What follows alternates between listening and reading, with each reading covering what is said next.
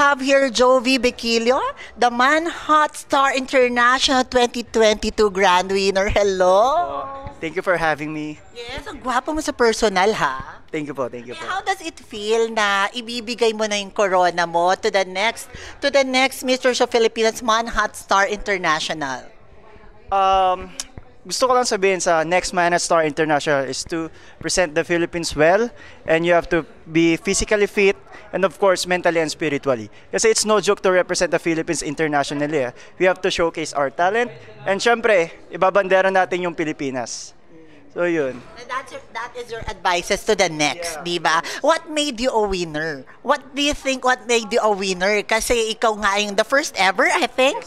The first ever na galing pa ng Pilipinas. What can you say? What is that secret of you? The secret ingredient?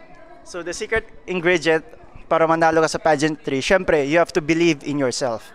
And always put yourself first and lalo na si God. Kasi kung hindi dahil sa kanya, wala ako sa position ko ngayon. And lalo na consistency talaga from day one start ng pageant until sa end of the pageant night, hindi dapat mawawala yung consistency. Lalo na if nafe-feel mo na mananalo ka or hindi, dapat laban lang tayo until the end of the night. Ang tanong ng karamihan, ano daw yung mga prizes na nakuha mo? Oh, sige. What you mean prizes? Ay, syempre, nanalo ka sa Man Hot Star there in Thailand. So, what are the prizes? At nakuha mo na po ba daw ito? Actually, more on cash prize sila eh. How much is that cash prize? It's 500,000 baht. Baht? So, I mean, 700,000 pesos all in all. Parang ganun. Almost 800 or 800 plus. Depende sa currency ngayon. Nakuha na.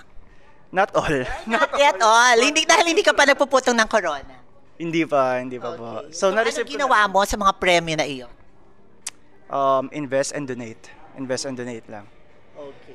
So yun, actually sa mga prizes ko ngayon, bukod sa ini-invest ko siya, I want to also give thanks sa mga taong nag-support sa akin, and lalo na sa mga may charity kasi kami tinatawag sa Bicol.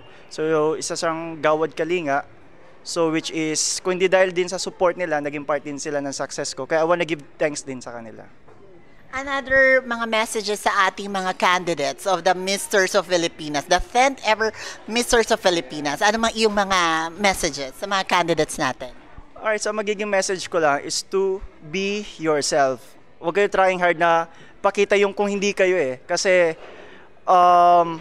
yun lang, showcase your talent, your skills, and especially consistency from day until sa end of the pageant night. So yun lang. So ilang taon ka na ba?